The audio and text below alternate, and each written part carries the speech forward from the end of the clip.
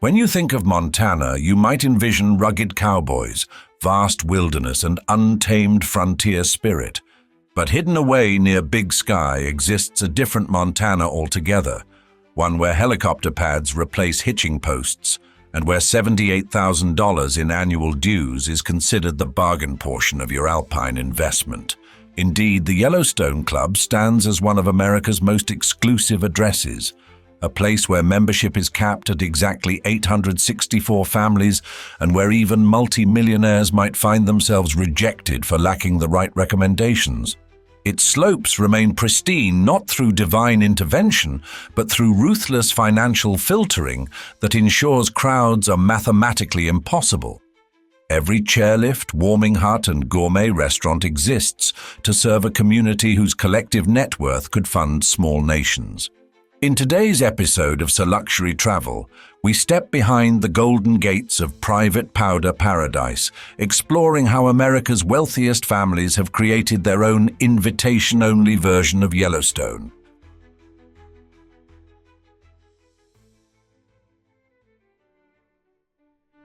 Welcome to the Yellowstone Club, where the entrance fee that would purchase a mansion in most American cities is dismissed as a mere administrative detail by members who won't bat an eyelash at spending $10 million for an empty patch of Montana dirt, the mandatory starting point before architects are summoned to craft multi-level monuments to wealth that start at $20 million for something the real estate brochures might charitably describe as cozy. The truly jaw-dropping numbers come when you shop for a completed residence, with modest homes beginning around $20 million, while standout properties like real estate mogul Roy Carroll's $37 million family compound include separate wings purpose-built for future grandchildren who haven't even been conceived yet. This financial fortress ensures membership remains capped at 864 families, creating an exclusive community where overcrowding is a concept as foreign as public transportation or housing insecurity. Located just west of Big Sky, approximately 1 hour from Bozeman and 50 miles north of Yellowstone National Park, this alpine sanctuary consistently ranks among the top 10 lifestyle estates globally, offering 360-degree views of Montana's most breathtaking landscapes, dotted with the tasteful mansions of people who could buy and sell entire small towns without noticing the expense on their monthly statements. The club's carefully calibrated exclusivity translates into what the ultra-rich consider the ultimate luxury: empty spaces, absent crowds, and pristine environments that remain untouched by the masses who typically overrun comparable ski destinations like Aspen or Vail during peak seasons. Residential options span a wide range of extravagance, from luxury condos and townhouses with 1 to 8 bedrooms to custom-designed single-family residences, timberwood chalets, and expansive ranches on up to 160 acres of land, all designed to accommodate the ever-expanding families of America's business elite. The smallest condominiums available start at approximately $3 million, representing the absolute entry-level option that most members would consider suitable only for staff accommodations or perhaps an adult child who's fallen on hard times and can only afford a single-digit millions property. Madison County recently approved Phase 2 of the Big Springs Village development, which will add 50 condominium units on 15.5 acres, creating what passes for density in a community where personal space is measured in acres rather than square feet. You might think that membership is a simple matter of writing an enormous check, but that assumption reveals why you likely don't qualify for consideration. The Yellowstone Club's selection process requires strong recommendations from existing members, rigorous background checks, and the ineffable quality of fitting in with a community where net worths under $100 million might raise eyebrows at dinner parties. The membership provides significant benefits beyond status, including skiing and golfing privileges for the member's entire family, plus 140 guest days annually, allowing carefully vetted friends to experience a lifestyle so rarefied it makes five-star resorts seem pedestrian by comparison. But the real question isn't whether you can afford the price tag. It's whether the Yellowstone Club thinks you're worth letting through its golden gates.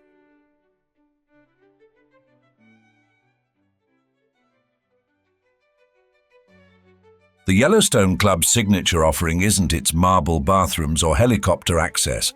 It's 2,900 acres of skiable terrain featuring 60 runs across 2,200 vertical feet that you'll practically have to yourself even during what normal resorts would consider peak season. Serviced by 21 chairlifts that rarely develop lines longer than your household staff, these immaculate slopes have earned the trademark designation Private Powder, a phenomenon where members report the surreal experience of cutting fresh tracks days after a snowfall simply because there aren't enough skiers to carve up the mountain. As one member explained with the casual understatement that characterizes the truly wealthy, you can get first tracks on a weekday in the afternoon because there's so few people on the mountain. A statement that would sound like science fiction to anyone who's ever battled the crowds at Breckenridge or Deer Valley.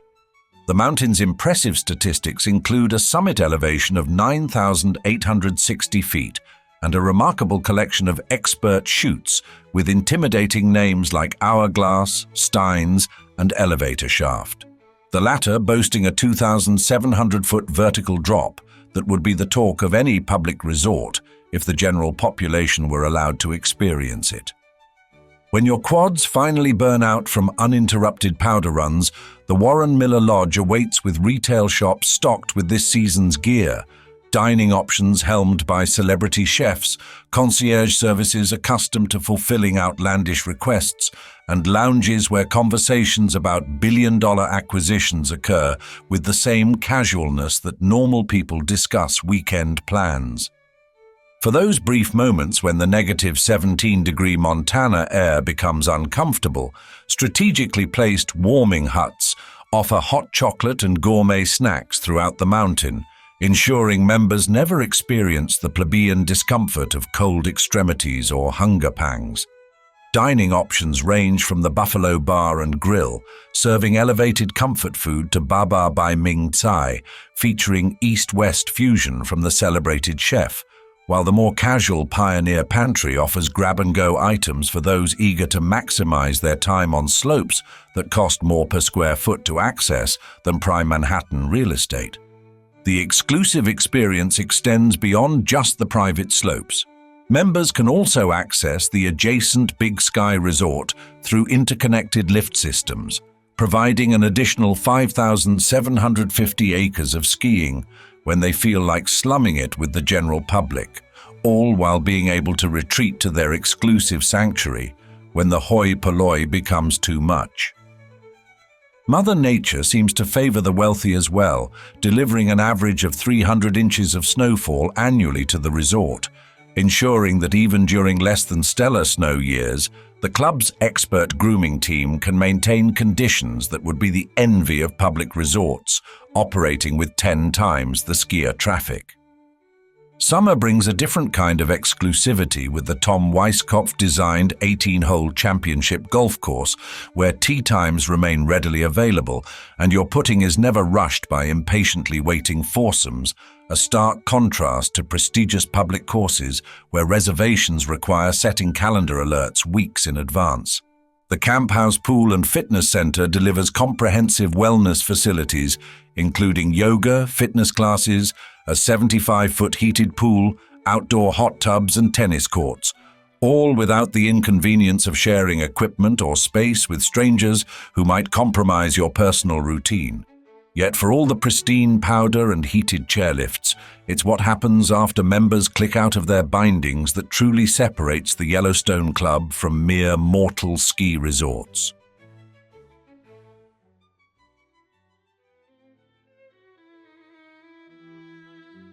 The Yellowstone Club's membership roster reads like a Forbes list crossbred with Hollywood Reporter's power rankings. Bill Gates, Mark Zuckerberg, and Warren Buffett represent the tech and finance contingent, while Tom Brady, Justin Timberlake, and Jessica Biel, plus Ben Affleck and Jennifer Lopez, bring celebrity wattage to community events. Political figures including former Vice President Dan Quayle maintain homes there, as do sports legends like cyclist Greg LeMond and golf champion Annika Sorenstam, creating dinner party possibilities that would make social climbers salivate at the networking potential. The business elite dominate numerically, with Shark Tank's Robert Herjavec, Instagram co-founder Kevin Systrom, former SoftBank president Nikesh Arora, and Hollywood producer Peter Chernin among the membership ranks, who contribute to the estimated collective net worth that would rival the GDP of a small nation. Herjavec's presence is particularly notable given his $28 million, 13,500 square foot home featuring 8 bedrooms, a property that would be considered a modest mid-tier offering within the club's heightened standards of luxury real estate. Numerous partners from blue-chip venture capital firms including Khosla Ventures, General Catalyst, Menlo Ventures and Green Oaks have also claimed their piece of this mountain paradise, creating an informal investment ecosystem where billions in deals might originate on chairlift conversations or over après-ski Manhattans. As one member noted with characteristic understatement, it's more business leaders than celebrities. It's just too expensive. A comment that inadvertently reveals the club's true exclusivity when even Hollywood stars are considered the budget-conscious neighbors. Members typically spend around 60 days annually at the club, strategically clustering their visits during peak winter and summer seasons when the community buzzes with the quiet energy of people accustomed to making consequential decisions before breakfast. The concentration of wealth creates a strange parallel universe where conversations about purchasing private islands or funding space exploration ventures occur with the same casualness that regular Americans might discuss upgrading their kitchen appliances, a gathering of individuals for whom money ceased being a meaningful constraint decades ago. During peak season, the Yellowstone Club employs nearly 650 people, creating significant job opportunities in the region while ensuring a staff-to-member ratio that makes the service experience more aligned with a private yacht than a conventional luxury resort. Entertainment options are carefully curated to match members' refined expectations, with a concert venue that has hosted performers like Sting and Norah Jones, delivering intimate experiences that would cost ordinary citizens thousands in ticket prices, if they could access such events at all. The club's true luxury isn't just its amenities or famous denizens, but the intangible comfort of being surrounded exclusively by peers who understand the unique challenges of extreme wealth, from privacy concerns to investment opportunities to the delicate art of raising grounded children amidst incomprehensible privilege. While the pristine slopes might draw them in, it's the chance to kick back with fellow titans of industry that keeps members renewing their astronomical dues year after year.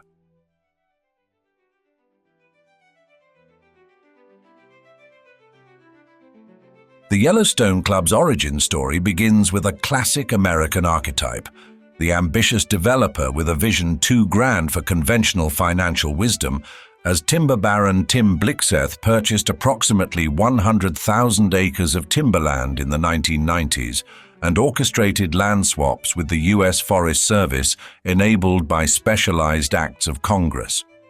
These exchanges were made possible through the Gallatin Range Consolidation and Protection Act of 1993 and the Gallatin Land Consolidation Act of 1993-98, allowing Blixseth to consolidate a large tract of developable land adjacent to Big Sky Resort, the crucial geographic positioning that would make his private ski paradise viable.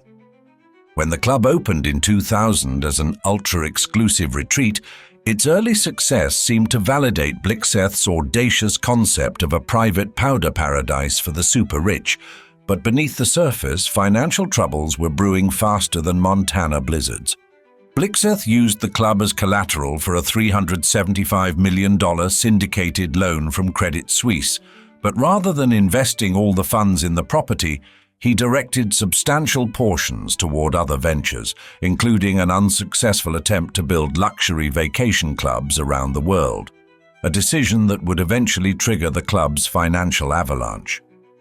The global financial crisis of 2008 delivered the final blow, as Blixeth and his wife Edra's high-profile divorce coincided with the Yellowstone Club filing for bankruptcy with $343 million in debt, threatening to transform the Billionaires' playground into an abandoned ghost resort. Legal battles erupted as early investor Greg LeMond sued the club in 2006, claiming the Blixeths had diverted $209 million from the Credit Suisse loan for personal use, allegations that would eventually prompt a federal judge to rule that Blixeth was guilty of an elaborate fraudulent scheme of self-dealing and order him to repay $286.4 million to creditors. Salvation arrived in 2009 when Cross Harbor Capital Partners acquired the bankrupt property for $115 million and partnered with Discovery Land Company to revitalize what remained of Blixeth's vision, investing an additional $75 million in repairs and $15 million to appease creditors. The financial restructuring proved immediately successful, with the club emerging from bankruptcy on July 19, 2009, completely debt-free and generating positive cash flow. A remarkable turnaround that demonstrated the enduring appeal of exclusivity, even during the depths of a global financial crisis.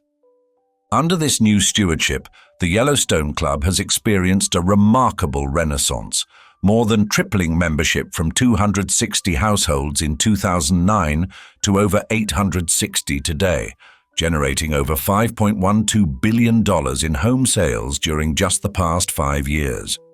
The expansion continued with Cross Harbor's acquisition of nearby properties, including the club at Spanish Peak for $26 million and Moonlight Basin, previously owned by Lehman Brothers, integrating these areas with Big Sky Resort to create a massive interconnected ski terrain spanning over 5,750 acres. This resurrection story hit a literal environmental flow in March 2016 when a leak at the wastewater retention pond lasted for more than 90 hours, releasing approximately 30 million gallons of effluent into a tributary of the Gallatin River, a mess requiring crews to use chainsaws to cut through ice just to inspect the damage. As waiting lists grow and new mansions rise, the question remains whether this pristine mountain paradise will maintain its exclusivity or whether even billionaires might someday have to wait for a chairlift. Beyond the astronomical price tags and celebrity sightings lies the true appeal of this Montana paradise.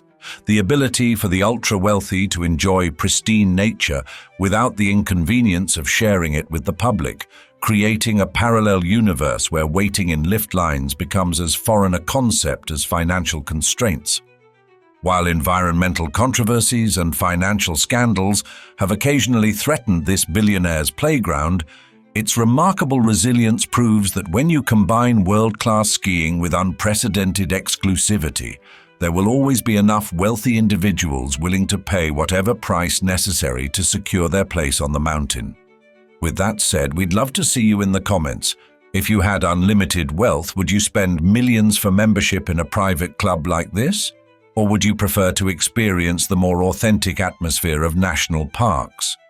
We look forward to hearing your thoughts, and thank you for joining us for another episode of Sir Luxury Travel. We'll see you on the next adventure. Cheers.